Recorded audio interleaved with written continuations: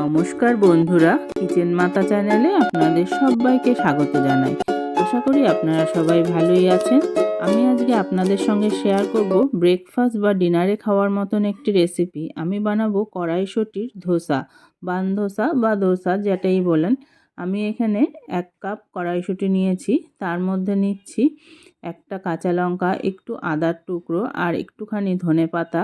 সমস্তটা মিক্সিং জারে দিয়ে ভালো করে একটুখানি জল দিয়ে পেস্ট করে নেব। প্রথমে মটরশুঁটিটা আগে একটুখানি পেস্ট করে নিতে হবে। তারপর এর মধ্যে দিতে হবে 1 কাপ সুজি, আর দিতে হবে হাফ কাপ মতো টক দই, আর দিতে হবে হাফ কাপ জল। এবার এই সমস্তটা একসাথে আবার ভালো করে পেস্ট করে নিতে হবে। দেখুন আমি ভালো করে পেস্ট করে নিয়েছি। নিয়ে এবার একটা বড় বাটির মধ্যে এই সমস্ত পেস্টটা আমি ঢেলে নিচ্ছি। ঢেলে নিয়ে এটাকে কিছুক্ষণ রেস্ট হতে দিতে হবে, যাতে সুজিটা ভালো করে ফুলে যায়। ওটা পেস্টটা রেস্ট হতে হতে আমি এখানে কিছু সবজি কেটে নিচ্ছি। দেখুন আমি নিয়েছি টমেটো, পেঁয়াজ, ক্যাপসিকাম। এগুলোকে একদম ছোট ছোট টুকরো চৌকো করে কেটে নিতে হবে। এরকমভাবে একদম দেখুন এই ছোট্ট ছোট্ট করে কেটে নেব। এর সাথে আমি নিয়েছি 200 গ্রাম পনির। পনিরটাকেও আমি কিন্তু ছোট ছোট টুকরো করে কেটে নেব। একদম যেরকম ছোট ছোট টুকরো করে সবজিগুলো কেটেছি, পনিরটাও কিন্তু খুব ছোট ছোট চৌকো চৌকো করে কেটে নিতে হবে। তার সাথে নিয়েছি 1 মুঠো সেদ্ধ করা সুইট কর্ন। এবার সমস্ত সবজিগুলো একটা বড় পাত্রে আমি ঢেলে নিচ্ছি। বাচ্চারা যদি সবজি খেতে না চায়, তাদেরকে কিন্তু আপনারা এইভাবে স্ন্যাক্স বানিয়ে দিতেই পারেন। এটা টিফিনে বা লাঞ্চ বক্সেও দিতে পারেন, বাচ্চারা কিন্তু খুব সহজেই খেয়ে নেবে। যাই হোক, এবার এই সবজির মধ্যে আমি পরিমাণ মতন লবণ দিয়ে দিচ্ছি, তার সাথে দিচ্ছি গোলমরিচের গুঁড়ো, আর দিয়ে দেবো এর মধ্যে একটুখানি চিলি ফ্লেক্স। বাচ্চারা খেলে আপনারা ঝালটা কম দিতে পারেন। আর দিলাম এখানে অরিগ্যানো।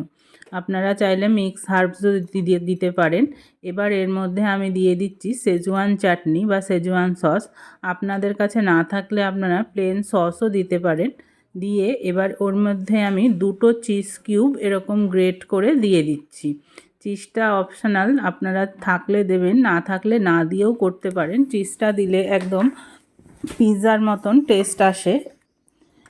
এবার আমি সমস্তটা ভালো করে মিশিয়ে পাশে রেখে দিলাম। এবার দেখুন আমার ব্যাটারটাও ততক্ষণে রেস্ট হয়ে গেছে, একটু ফুলে গেছে। এবার আমি এর মধ্যে অল্প একটু নুন দিলাম, আর দিলাম একটুখানি হিং, আর দিচ্ছি একটা ইনোর পাতা ছিঁড়ে, পুরো পাতাটাই আমি এর মধ্যে দিয়ে দিলাম। আপনাদের কাছে ইনো না থাকলে বেকিং সোডাও দিতে পারেন, একই কাজ হয় তাতে। এবার সমস্তটা ভালো করে মিশিয়ে ব্যাটারটাকে আমি তৈরি করে নিচ্ছি। দেখুন ইনো দেওয়ার ফলে ব্যাটারটা কিন্তু একটু ফুলে যাবে আর একটু হালকাও হয়ে যাবে। আর ইনোটা কিন্তু সব শেষে মেশাবেন, যখন রান্নাটা করবেন তখনই ইনোটা মেশাবেন, আগে মিশিয়ে রাখবেন না। এবার দেখুন আমি একটা একদম ছোট সাইজের কড়াই নিয়ে নিয়েছি। কড়াইয়ের মাঝখানে আমি হাফ চামচ মতন তেল দিয়ে এবার 1 হাতা ব্যাটারটা দিয়ে দিলাম।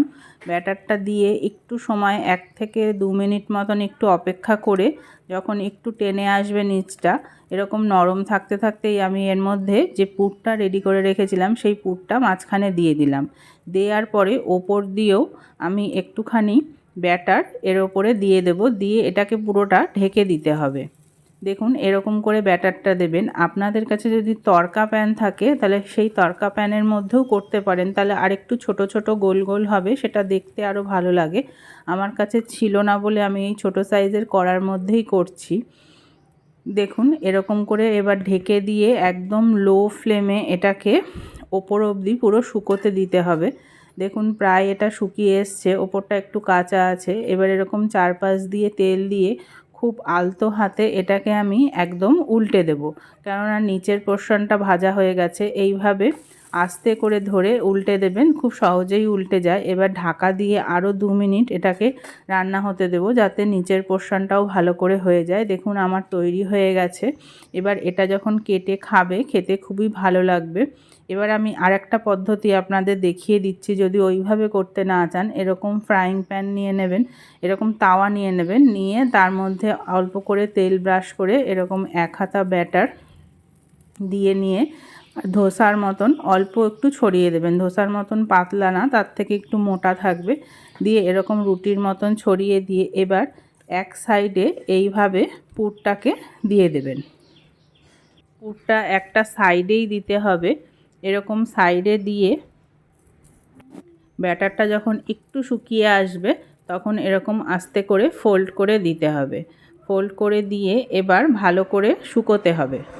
এইভাবে ফোল্ড করে দিলে চিজটা গলে গিয়ে ভালো করে পুরটা কিন্তু এই ব্যাটারের সাথে লেগে যাবে। এবার এপিট ওপিট করে ভেজে নিলেই আপনাদের তৈরি হয়ে গেল বান ধোসা বা কড়াইশুঁটির চিলা, যাই বলুন না কেন। তা আপনারাও বাড়িতে এইভাবে বানিয়ে খান। ভালো লাগলে একটা লাইক অবশ্যই দেবেন।